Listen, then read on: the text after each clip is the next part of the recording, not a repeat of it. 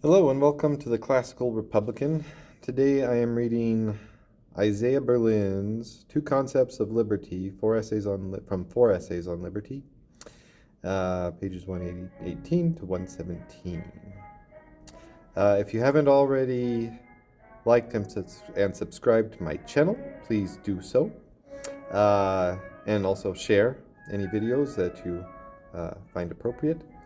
And please watch my introductory video on Isaiah Berlin and the Two Concepts of Liberty. So let's begin. If men never disagreed about the ends of life, if our ancestors had remained undisturbed in the Garden of Eden, the studies to which the Chichele Chair of Social and Political Theory is dedicated could scarcely have been conceived.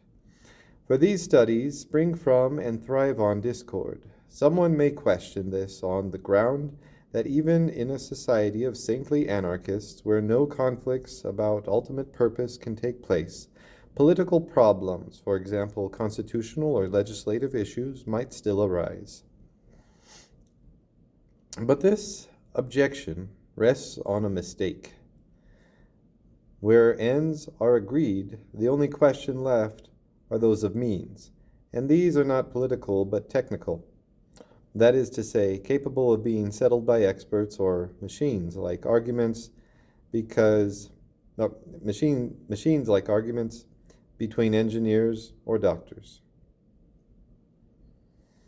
That is why those who put their faith in some immense world-transforming phenomenon, like the final triumph of reason over the proletarian revolution, must believe that all political and moral problems can thereby be turned into technological ones.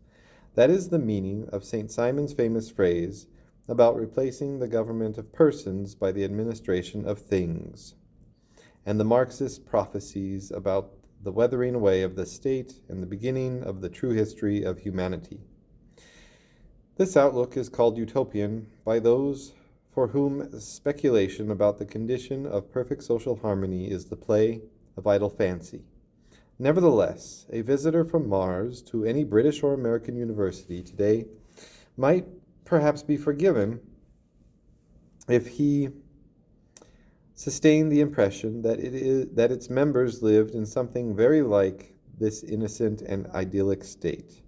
For all the serious attention that is paid to fundamental problems of politics by professional philosophers. Yet this is both surprising and dangerous. Surprising because there has perhaps been no time in modern history when so large a number of human beings, both in the East and West, have had their notions, and indeed their lives, so deeply altered, and in some cases violently upset by fanatically held social and political doctrines. Dangerous because when ideas are neglected by those who ought to attend to them, that is to say, those who have been trained to think critically about ideas, they sometimes acquire an unchecked momentum and an irresistible power over multitudes of men that may grow too violent to be affected by rational criticism. Over 100 years ago, the German poet Heine warned the French not to underestimate the power of ideas. Philosophical concepts nurtured in the stillness of a professor's study could destroy a civilization. He spoke of Kant's critique of pure reason as the sword with which European deism had been decapitated, and described the works of Rousseau as the blood-stained weapon which, in the hands of Robespierre, had destroyed the old regime, and prophesied that the romantic faith of Fichte and Schelling would one day be turned with terrible effect by their fanatical German followers against the liberal culture of the West. The facts have not wholly belied this prediction, but if professors can truly wield this fatal power, may it not be that only other professors, or at least other thinkers, and not governments or congressional committees, can alone disarm them? Our philosophers seem oddly unaware of these devastating effects of their activities. It may be that, intoxicated by their magnificent achievements in more abstract realms, the best among them look with disdain upon a field in which radical discoveries are less likely to be made, and talent for minute and talent for minute analysis is less likely to be rewarded. Yet, despite every effort to separate them, conducted by a blind scholastic pedantry, politics has remained indissolubly intertwined with every other form of philosophical inquiry. To neglect the field of political thought because its unstable subject matter with its blurred edges is not to be caught by the fixed concepts, abstract models, and fine instruments suitable to logic or to linguistic analysis, to demand a unity of method in philosophy, and reject whatever the method cannot successfully manage, is merely to allow oneself to remain at the mercy of primitive and uncriticized political beliefs. It is only a very vulgar historical materialism that denies the power of ideas and says that ideals are mere material interests in disguise. It may be that without the pressure of social forces, political ideas are stillborn. What is certain is that these forces, unless they clothe themselves in ideas, remain blind and undirected. This truth has not escaped every Oxford teacher, even in our own day. It is because he has grasped the importance of political ideas in theory and practice, and has dedicated his life to their analysis and propagation, that the first holder of this chair has made so great an impact upon the world in which he has lived. The name of Douglas Cole is known wherever men have political or social issues at heart. His fame extends far beyond the confines of this university and country. A political thinker of complete independence, honesty, and courage, a writer and speaker of extraordinary lucidity and eloquence, a poet and a novelist, a uniquely gifted teacher and animateur d'idées.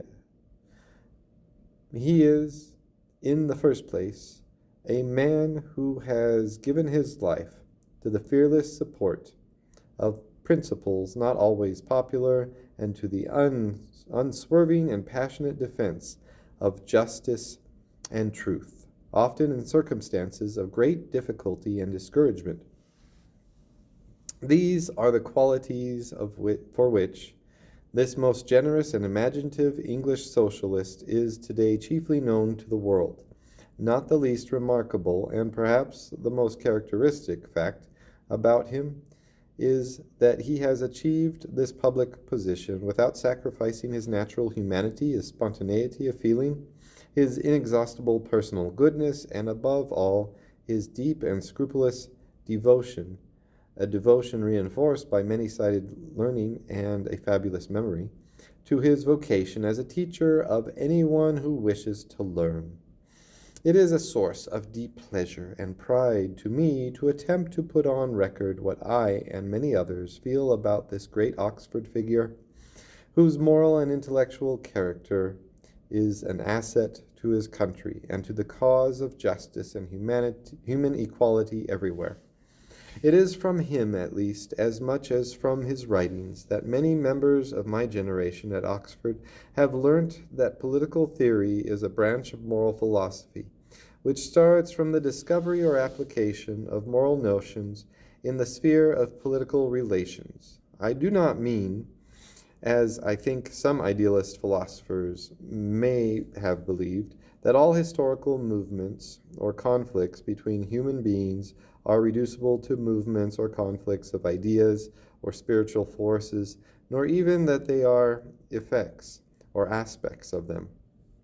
But I do mean, and I do not think that Professor Cole would disagree, that to understand such movements or conflicts is, above all, to understand the ideas or attitudes to life involved in them, which alone make such movements a part of human history and not mere natural events.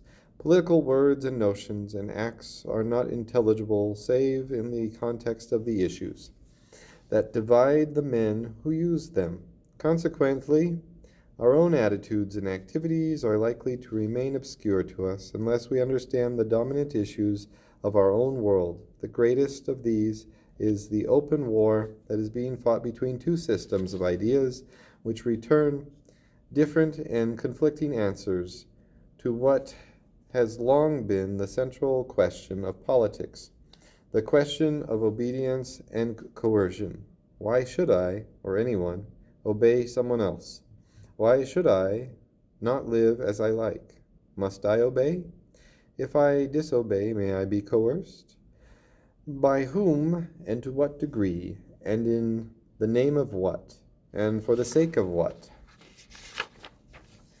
Upon the answers to the question of the permissible limits of coercion, opposed views are held in the world today, each claiming the allegiance of very large numbers of men. It seems to me, therefore, that any aspect of this issue is worthy of examination.